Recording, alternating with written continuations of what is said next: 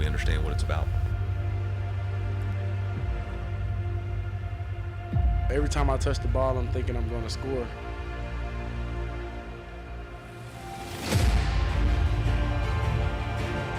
And this is our chance to write our part of the story. The wheels, ball, goes, touchdowns! Like he looks like he wants to take someone's head off. Oh, picked up! Into the mix! Dante McClellan!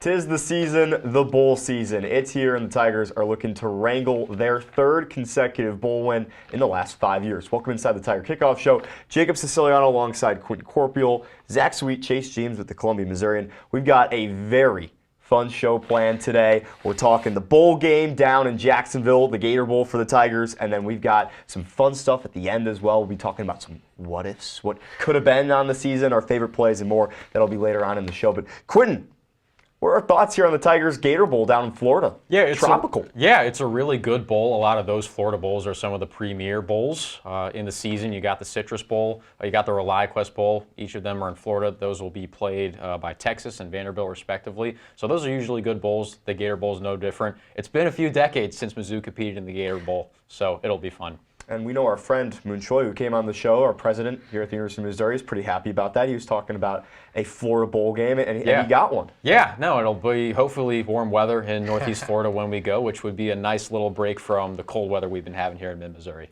Yeah, in terms of the game itself, Mizzou and Virginia are two very similar teams. Both run the ball really well. Both have stout run defenses. Both are playing for history. Missouri the chance to win 9 games for the 3 consecutive years for the first time in program history. And Virginia, of course, to win 11 games for the first time in their program's history. So both teams are going to have something to play for in a game that is pretty meaningless because of the college football playoff nowadays. But we'll talk more about that in a bit.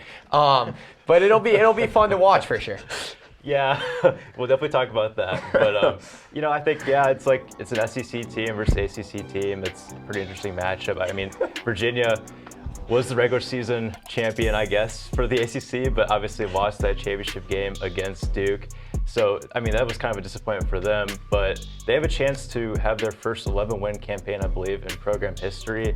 And I think it was their first bowl game since 2019. So there's a lot for Virginia to play for, and still for Mizzou, too, as well. Yeah, and Drinkwitz and the Tigers, they're used to bowl games. Here's Drink's thoughts on his selection to the Gator Bowl. I think the things that make a bowl game so unique are, one, the location.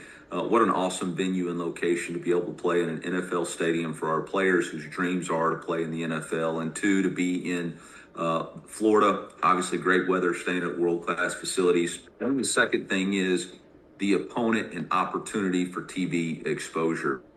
Obviously, we're playing a tremendous Virginia team who is a playoff caliber team who won the ACC regular season champs. They got tremendous coaches. Coach Elliott, ACC Coach of the Year. They're really good in all 3 phases. And so for us to have an opportunity to play on ABC 7:30 on a Saturday night versus a playoff-worthy team, I think is going to be tremendous competition. I know our team is really excited to be invited. I know there's going to be incredible experiences and hospitality at the TaxSlayer Gator Bowl. Well, obviously, Drinkwitz is pretty excited to be down in Florida for the Gator Bowl. But, Zach, you mentioned something about the bowl game in your last comment before we heard from Coach Drink. What was it about bowl games that you mentioned? What'd you call them? I said meaningless is the word I used.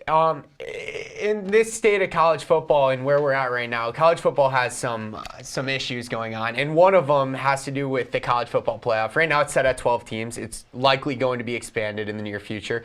But the college football playoff kind of makes a lot of these bowl games outside of the playoff meaningless, frankly. It's like, what are you even playing for if you're not going to be playing for a national championship? I know you can say pride and history, but at the end of the day, all that matters is these teams want to win a national championship, and if you're not in the playoff, you don't have an opportunity to do that. So what were they playing before the playoff for? What were they playing? Pride. That's fair. Everyone wants to win. Chase, before we get to meaningless, because meaningless again is a strong word. Do you think it's a fair statement to say that the new format for the college football playoff has taken away from the bowl games themselves?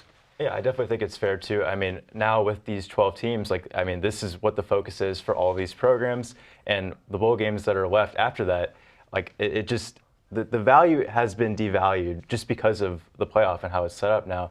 And I know Drinkwitz has pushed back against that playoff bust mentality, but it still stands that some of these games just aren't going to have that value that they used to anymore. And especially with how the calendar's laid out right now, all these coaches and players and organizations have decisions to make, and it's also interfering with the playoff and these bowl games. So it is, to Zach's point, kind of a mess right now.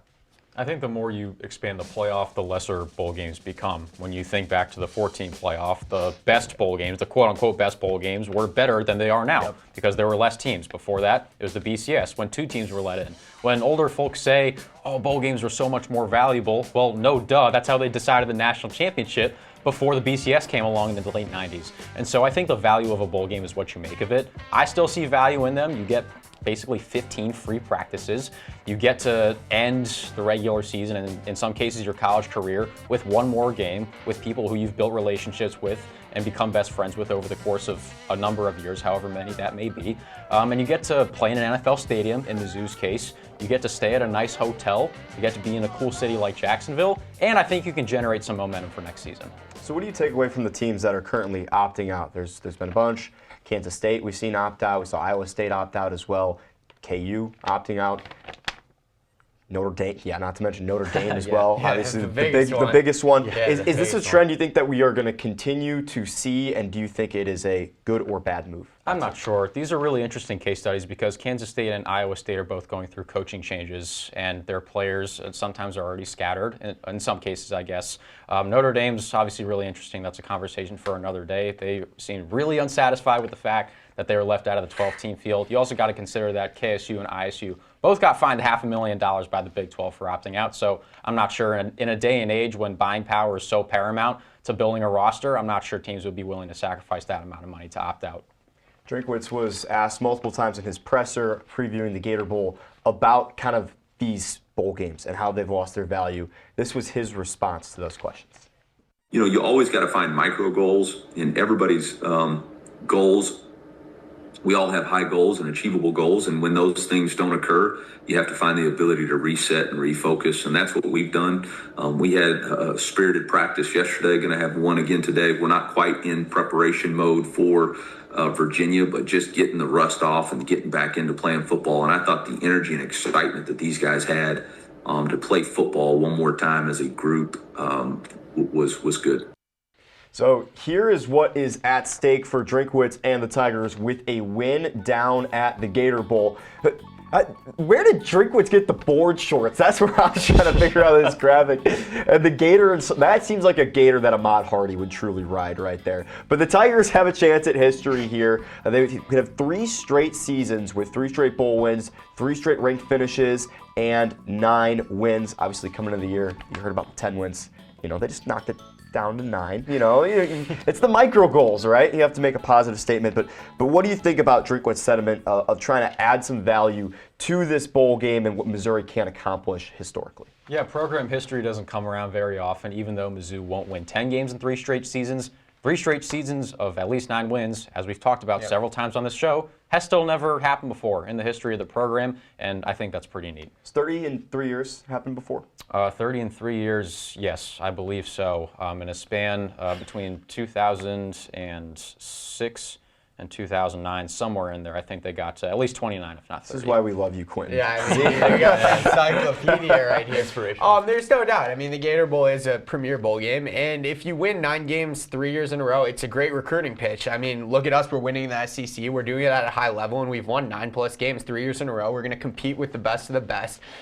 There's no doubt it's a great recruiting pitch. And to go against Virginia, who was the ACC regular season champ, they've already won 10 games this year. I mean, you can make it, it's a prove-it game. You can make a statement that the SEC is still far superior to what the ACC is. And there's definitely a lot to play for, so it'll be fun. Yeah, a win still shows that Mizzou is on a good trajectory with the future of this program. And, I think this could be a good way with this win to kind of, again, make that pitch for recruits and have people come to this program and build something, continue. I mean, Mizzou has a lot to rebuild this offseason, and I think a win here would be important in doing that. Another thing we see in a lot of these bowl games is opt-outs. Do you think Missouri is expecting a large amount of opt-outs this year? Drinkwitz said in that same press conference we had just watched that they will try to be as at full strength as possible.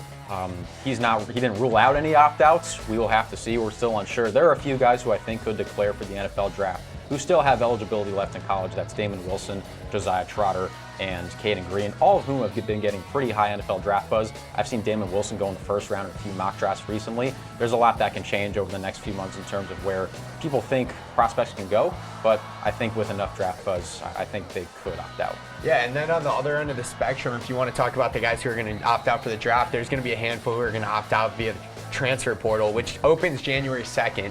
But players are starting to declare themselves to the transfer portal already. We've seen it with 3 cases with Missouri freshmen in James Madison, Brendan Haygood, and Marquise Davis. So that we can expect a couple more of those, which won't necessarily impact what we've seen all year from Mizzou, but it could definitely impact what we see in the years to come. Yeah, I thought it was interesting that Drinkwitz noted, like, this isn't a game where they're just going to throw out freshmen just to play them and get reps. It's also, whoever is eligible to play and that has shown production this year is going to play first. I could see freshmen getting involved because of these potential opt-outs, but at the same time, I think they're going to play the best players and try to win this game. Well, Drink with the guys that he does have for sure are going to have a challenge again for the regular season champion of the ACC. Here's what Drinkwitz had to say on Virginia. I think, and Tony would tell you too, as a coordinator, it's a collaborative effort, and you see that collaborative effort being brought in. I think some of the stuff that you see that UVA does is some of the things that their quarterbacks coach brought from his time at App State too with Coach Satterfield. So it's been cool to watch. I think they do an excellent job of staying on time and in phase. They have a ton of third and mediums. They stay ahead of the chains as good as anybody I've seen this season. All right, Quinn, you're an East Coast guy. What do you know about the Hoos? Yeah. Not historically awesome at football. I'd say worse than Mizzou. They didn't make a bowl game until 1984. And they've only had one other 10-win season in program history. That was 1989.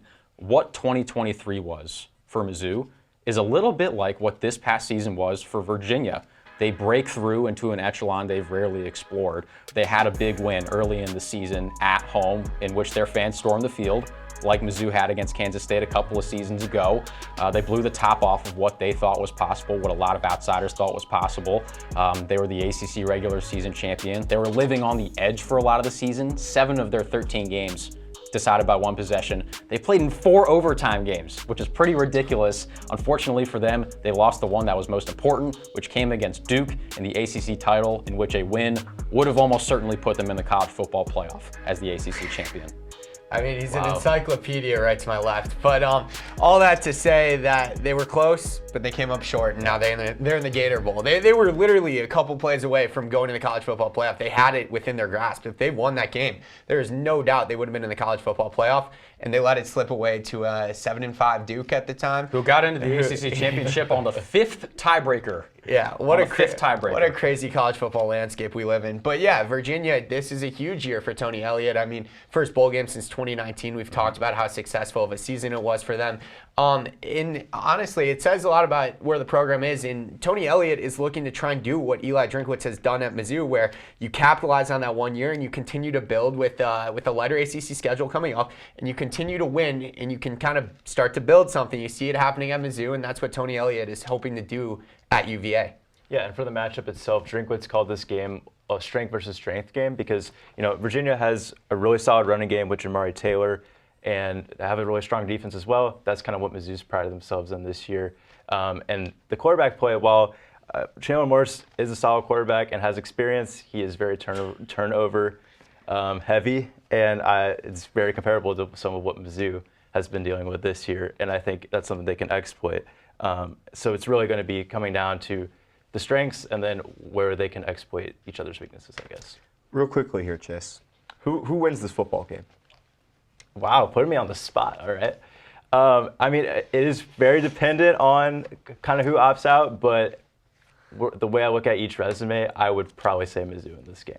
Z? Yeah, Mizzou's going to win this football game, I think, depending on the opt-outs. Yeah, but yeah, I think Mizzou. I think the level of play in the SEC is superior to the level of play in the ACC. I think Virginia's an inferior opponent. I think Mizzou, if they use If they're able to use all their star talent that they've been using all year, I think Mizzou is going to win this game. Yeah, with all due respect to the Wake Forests and other ACC teams of the world who are pretty solid, I think Mizzou might be the best team Virginia will have faced all year. I've got the Tigers in this one. Yeah. All Tigers here. Again, you all mentioned SEC dominance on the line this bowl season. Let's check out some of the other matchups.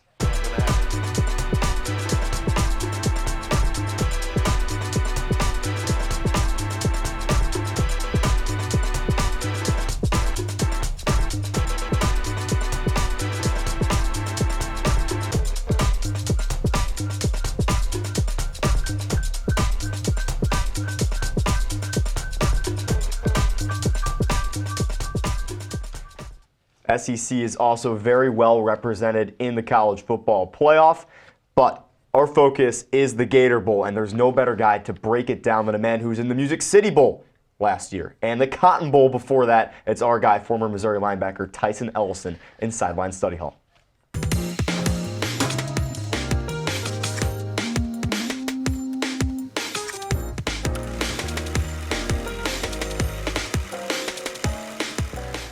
Missouri's taking on the Coach of the Year out of the ACC in Tony Elliott at the spearhead of the Virginia Cavaliers in this game. The team is incredibly well coached, and their schemes have allowed them to have success against very good opponents as well. Take number 8, Florida State. You've got a tight end here who's going to destroy the zone by himself. When you have a linebacker come down, guess what? You replace him right away with your tight end, the receiving option into the end zone. There's nobody to cover him. Virginia will do this a lot and attack the center of the field in these zones.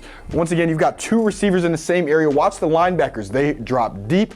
Okay, so now we're going to use one receiver to hold the linebacker in place. The other receiver goes across the middle of the field where there is no defender. It seems pretty simple. When the quarterback has time, Chandler Morris, he's going to be effective. So you take that time away from him. Wake Forest won because of the pressure looks that they brought. 4th down and 3 here. And you're going to see, start with 6 at the line of scrimmage, only 4 blitz, and offensive lineman. You don't want to be this guy. Looking straight back at the quarterback, his man beat him one-on-one. Now, Morris doesn't have the time. He has to escape out of the pocket. Throws this ball away on 4th down. That's essentially a turnover for Wake Forest. They get the football back. It's a bad decision. But this is 1st down and 10. You don't have to force a throw. Look at the situation. 1st and 10, you've got this easy completion, but instead Morris is looking down the field where a defender is step for step and there's help over top from the safety. Bad decision plus bad execution and overthrow, that's what creates turnovers. And Duke capitalized. Although they lost this game, in all 3 of the games that Virginia's lost in this season, they lost the turnover margin as well. It's going to be crucial for Missouri to take advantage of those opportunities that they will get from this Virginia offense.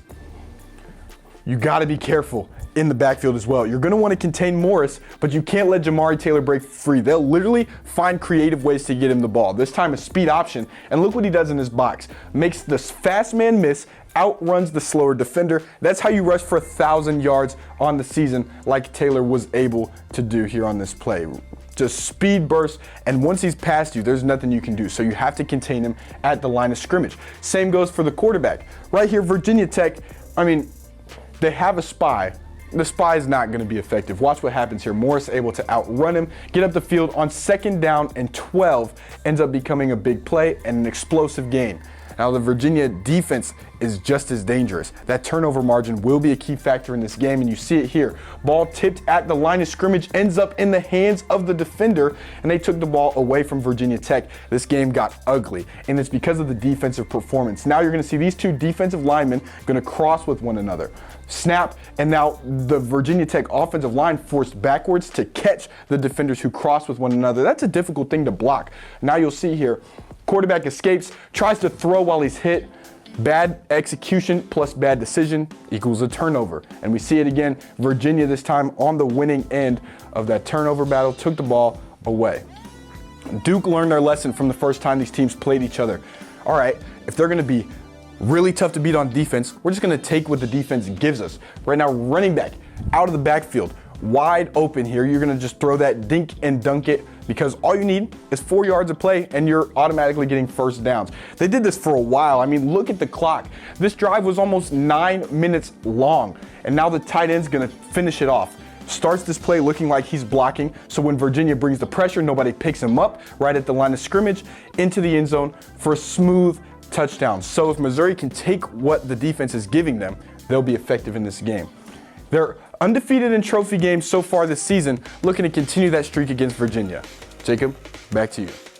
Well, Tyson, I think you get an A+ every time you do Sideline study hall for us. You know, I don't even think he needs the study hall at this point. He just does it every single day. All right, we get a chance, though, to give our own grades to Missouri football. We get to grade the season and rank where the Tigers fell from our good old A to F scale. We'll start with you, Quentin, and where you think the Tigers got their final grade. Yeah, I'll give them a B-. This was far from, that's still your grade? Well, I was going to go 80% on the dot, which is like a B-, C+. Yeah. I'll go C+ if you go B-, but I'll let you talk first. We can have the same grade, not think yeah, alike. That's yeah, cool with sure. me. But anyway, B-. I think this season was solid in many respects. At the same time, though, in order to get over the top, in order to get that A grade, you got to beat the really good teams. Mizzou obviously did not do that several times this season. Yeah, 100%. I'll go C+, B- range, right around there. You don't have to move that Tiger around too much, but I mean, yeah, they didn't take advantage of an opportune schedule, and then when there were opportunities, they couldn't get over that hump. They needed to win one of those games, one of those 4 games. They had a signature win opportunities and just couldn't get it done this year. Yeah, I'm right in line with you guys, but I'll move it up a little higher into the B range. I mean, I think this season, I don't think they exceeded their potential, but they kind of, I mean, we all kind of thought they'd be kind of a 9-win team this season. They played to their expectations, I think, but you know, if you want to make the playoff and take it from a good season to a great season, you have to win those games that they missed opportunities on. I think we would all be in agreement. If the Tigers had made the college football playoff, that would be an A+ year at the beginning of the year. Would you not agree with the expectations, the uncertainty at quarterback, everything, right? I would say making the playoff would be an A+. The Tigers didn't make the playoff, but they still had a decent season. A decent season. As Drinkwitz said in his press conference, good, not great. So what's good, not great? It's a B. Like it's good. You'll take a B. You can graduate with a 3.0 here in the journalism school. You know, Yeah. I'm trying to ride that line. Good call. But an A. Are we putting it where an A is Jacob's excellent. grade Is that is what right my grade is Yeah. right now? Jacob's grade is Come on, Travis. Lock in. Have a little faith. That was my Comwell exam today. I've got the Tigers at a B. That's what we've got going for Missouri. So we're all in the B, C range for Missouri. Again, as Drinkwitz said, he had the best words for it. Good, not great. But what if it could have been great? What if it could have been excellent? So we're going to go back, Quinn, and we're going to have you name one play that if it happened, Missouri's entire season changes. There are a handful of candidates. I think we're all going to talk about different ones. The one I'll tab is the Matt Zollers fumble against Vanderbilt. At that point in the game, Mizzou and Vanderbilt are tied at 10. Mizzou is driving. They're at midfield in the fourth quarter. Tigers only have 1 loss. They score a touchdown there or even get a field goal. Their defense gets a stop. Perhaps the season is very different. They enter the Texas A&M game with only 1 loss instead of 2. And it was just such a simple play. It's a mesh read. Quarterbacks run that play all the time. And the true freshman simply made an indecision, which is the worst decision in a lot of cases. So I would tab that as a play that could have changed things a lot. So how do you think that changes the outcome of Missouri's season? Well, let's say either Zollers keeps it or he gives it to Jamal Roberts. They don't turn the ball over. That gives them an opportunity to go down and score, whether it's a field goal or a touchdown. That changes the game and potentially the season. What's your what if, C? Yeah, my what if is going to go all the way back to week 1. And this, we talk about plays that happen all the time. This is a simple kickoff. And our kicker, Blake Craig, was going to make a tackle on the play.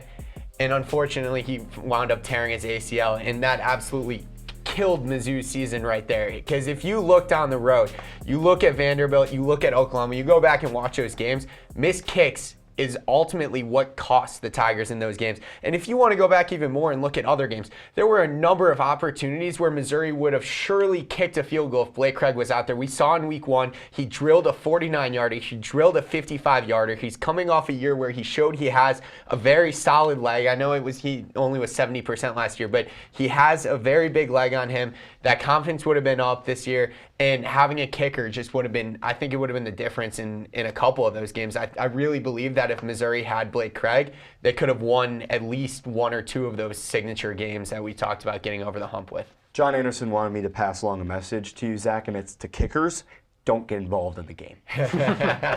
Yes, just go out there and kick. Sorry, yes. Pat McAfee, but John Anderson says kickers do not get involved in the game. Chase, what's your what? Well, I'm following up with a kicker because I think the block field goal against Oklahoma, I mean, Mizzou was up 3-0 at that point and goes for the field goal. Oklahoma's able to block it, and then they go down and score in 2 plays later on an 87-yard touchdown. Now, I'm not sure what would have happened for the rest of the game if Mizzou actually would have won that game. I mean, the college football playoff hopes were dead by that point. But still, that changed the course of that game, and it could have looked a lot different if Mizzou hadn't made that mistake on special teams, which, again, cost them so many times this season. Yeah, maybe they would have been playing in the Music City Bowl instead of the Gator Bowl. Right back in Nashville. I think one of the big reasons Missouri struggled getting into the playoff outside of losses was that signature win. They just couldn't get it. And if you go back to one play against Alabama, it was Bo's second interception, where if you watch the tape, Marquise Johnson, wide open on the sideline, he's at least into field goal range. And again, don't know with Blake Craig out, but I think if the Tigers pick up that signature win against Alabama, the whole mojo around Missouri football changes, and who knows what happens for the rest of the season. But we just talked about a play that could have impacted things. Let's talk a play that did actually happen. Your favorite play, what is it, Quentin? I got to go with the game-sealing stop on 4th down against Auburn. You got 2 edge rushers collapse in the pocket around Jackson Arnold, and then you got Josiah Trotter jumping over the Auburn running back, Damon Wilson, taking down Jackson Arnold, who couldn't get a throw off. I thought that was a testament and an encapsulation, more so, of how dominant and awesome the Mizzou defensive line was this season. I'm going to go back to week 2 for mine, and it's a guy I've talked quite a bit about on this show, Donovan Olubade. He had one of the crazier catches I've seen with my own eyes. He went up with one hand on the sideline against KU and came down with one of the most ridiculous catches of the year. And at that point in the game, Missouri was down 21-15. They were facing a 4th and 10 on Kansas's 31, back to the couldn't kick a 48-yard field goal thing.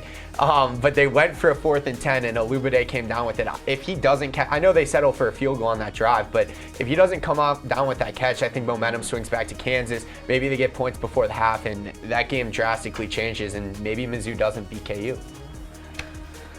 For me, I'm going to go with Toriano Pride's game against Mississippi State. He had 2 big plays in that game, but I'll go with the pick 6. I think it was the second play that he made there in that game. I mean, Dalen Carnell knocks the ball out of the receiver's hands, and he just swoops up and picks it up and takes it to the end zone for a touchdown. I mean, the game was already well out of reach for Mississippi State by that point, but still, it was just, again, emblematic of what this Mizzou defense has done all year long. I think my favorite play is just from one of my favorite players and one of my favorite seasons of any running back that I've watched. I can't believe my neither of us 21 picked the years. Hardy play. That's crazy. Ahmad Hardy, when he had so many plays. So many to choose from, but when he literally defied the laws of physics and rode upwards on a guy's back like a surfboard on a wave, and then found his footing again, turned around, oh, there's the end zone, and then runs in and does whatever celebration he chose that day. It's like the Culver's ice cream of the day in the Midwest. That's the Ahmad Hardy touchdown celebration of the day. There's different flavors, right? Sure. There's another guy who is certainly full of flavors, and that's Tyson Ellison. We want to just bring him in here. And again, this is our last show here at the Tiger Kickoff Show. Front center. In 2025, and this has been such a special year for all of us here. When we started this year, we started in meetings in the winter and kind of through the summer. This logo, the logo that you see on our chest, the logo you see at the back of our show, didn't even exist. So we've just had an absolute blessing of really getting to know you, our audience, getting to know each other, and try to make this show into something special. So again, I just really want to thank each of you guys. Quentin Corpuel, thank you for your time and your analysis. Sweet, thank you for surviving this season and all the hate and the banners and the comments at press conferences, everything. You survived. Congratulations. I did survive, yes. Chase, thank you for all of your insight and the great features and articles that you've written this year as well, and just the time you've been able to spend with us at the Tiger Kickoff Show. This is the MVP. Yeah, the MVP, Mr. Sideline Study Hall, Tyson Ellison, who also does a lot of the video editing and shooting for the Tiger Kickoff Show as well. And then I cannot thank Yeah, nice afro, Tyson. Cannot do this wrap up without thanking Travis McMillan, who is the guy punching the shots The real in the MVP. back. Yeah, there we That's go. our hero. My real mom's MVP. hero. She'll probably write him another note at the end of this year. We have to thank our executive producer, John Anderson, who has put an unbelievable amount of time into making this show possible. And again, thank you to all of you who have watched this show and given us time. That's it for the Tiger Kickoff Show. And thank you to you, Jacob Siciliano, for being awesome. Yeah. This show wouldn't be possible without Jacob Siciliano. Yeah, probably would. We did a whole episode on that. Oh, we did a whole come on. episode on that, Oh, guys. come Come on. Bye. See you guys.